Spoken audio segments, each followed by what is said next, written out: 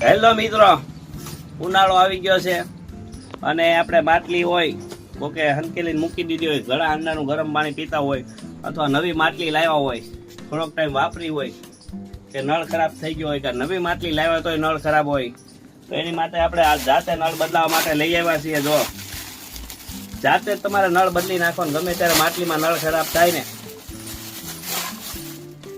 માટલી સારી હોય પણ નળ ખરાબ થઈ ગયો હોય તો એની માટે જો આપણે નળ લઈ આવ્યા છીએ, એકદમ મસ્તીના નળ.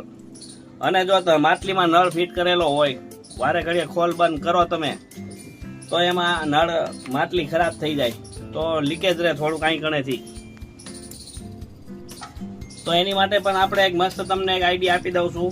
તમારે જે છે ને અહીંથી ખોલી રાખવાનો છે માટલીનો નળ, અને આ જે ભાગ જે સ્પ્રિંગ વાળો છે ને ખરાબ થઈ ગયો હોય ને એ તમારે બદલી નાખવાનો છે. એટલે તમારે આખો નળ આ બદલાવાની જરૂર નથી, ખાલી આ બદલી નાખો ને તોય ચાલે. જાતે રિપેર કરી શકો. અને આ આપણે થર્મોસનો જગ છે, જે આપણે લગ્ન પ્રસંગમાં પાણીના જગ હોય ને એવા જગ જો તમે ઘરે વાપરતા હોય અને એનો નળ ખરાબ થઈ ગયો હોય તો એનો નળ પણ છે. જો એ પણ આપણી દુકાને મળી રહેવાનો છે મિત્રો.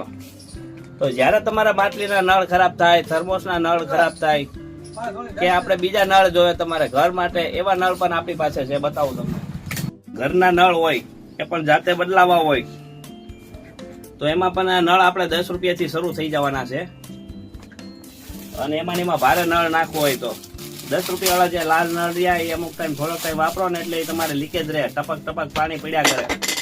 આ ભારેમાંથી નળ આવશે મિત્રો. આ તમારે વાપરવામાં સારો પડે, ઈજી છે એકદમ, અને આમાં પાણી ટપક ટપક પડતું નથી.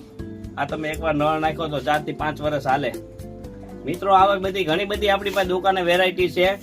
આવી જ વસ્તુ ખરીદવા માટે ખોડિયાર જનરલ સ્ટોરની અવશ્ય મુલાકાત લ્યો.